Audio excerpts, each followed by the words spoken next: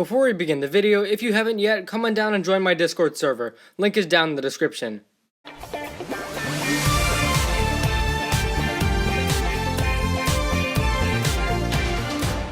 Hey guys, welcome back for one of my final Season 14 videos. Today's my seasonal Let's Look Back video, in which we're basically just going to reflect on the season and the journey leading up to it. If you've been with me for some time, you know the deal already and how these work. If not, here's how it goes. First off, I talk about the theories that were made before the season, and if they were proven or disproven. Then I'll talk about the good stuff, and we'll close out with the bad. Having explained that, let's begin.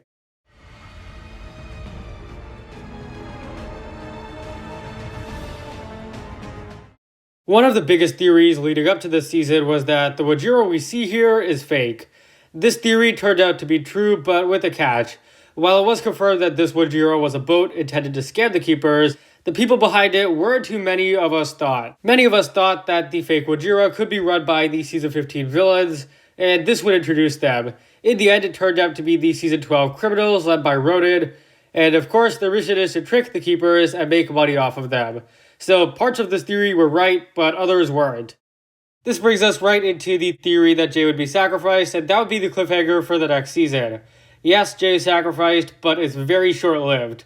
The Keepers separate Jay from the rest and give him to the fake Wojira as an ultimate or final sacrifice. After being taken by the Cryptarian prisoners, the Ninja rescued Jay after only a few minutes. In contrast, many thought that Jay's sacrifice would go into Season 15. It was speculated that he would be held by the Season 15 villains, and the plot of that season would be about saving Jay and stopping the villains. So again, this was a theory that was partially correct and partially wrong. So, was the island a Lloyd season? Not really. This was more of an early theory starting last year when it was revealed that he'd be the mascot on the set boxes.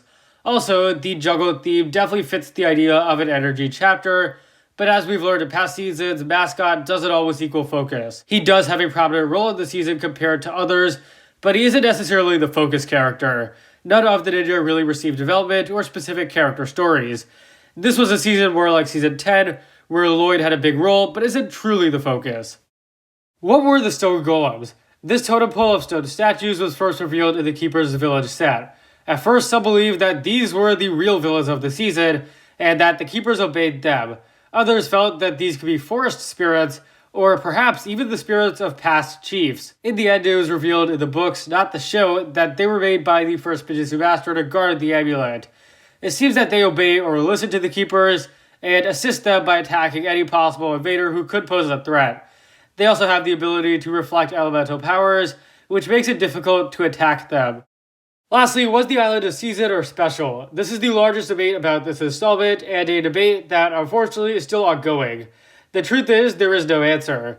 Tommy Andreessen has said that it's up to everyone's own interpretation.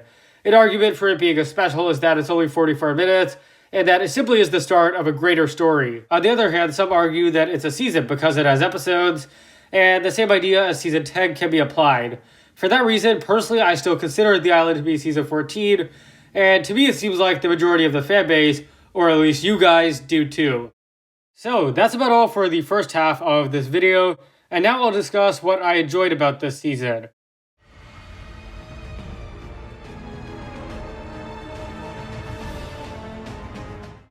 It's been a long time since we've had two connected seasons like this. Season 14's main role in the show is to set up and serve as a prologue for Season 15, which is a role it does excellently.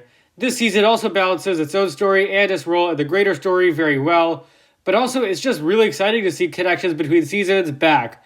It's been over 2 years since the end of the Oni trilogy, which was really the last multi-season storyline of Ninjago. Personally, I really enjoyed it, especially because of how connected those 3 seasons were. The show appears to be doing something similar this year, and after the 3 previous Wildbraid seasons, which weren't very connected, I'm very excited for what's in store this year. Like other Ninjago seasons, this one had some very creative ideas that I was fond of. To start with, there's the Stone Golems. I love their design and the role they play in the story, and while their ability to reflect powers may not be anything new, the concept behind them is clever and feels different from past monsters. There's also the use of boats in this season. We've seen them in Ninjago before, but they were definitely used more here than in past seasons. Even though they only appear in one scene, it made for some great action that I thought was very well done. This show may be on its 14th season, but it still has plenty of new ideas. And then there's the suits. I seriously love the suits for this season, and these are some of my favorites. Definitely my top 5, perhaps even top 3. They're incredibly detailed and the level of complexity is insane. The colors are really good, they work together really nicely, but also I really like that these suits make use of past elements, such as the Season 11 armor and the half masks. However, they combine these past elements with new ones, such as the hair pieces. The hair pieces are very creative and I love the use of headbands. Bringing back the half masks on its own was great, but the new hair pieces make it even better. Those are the parts about this season I enjoyed. Now let's move on to the stuff that wasn't as good.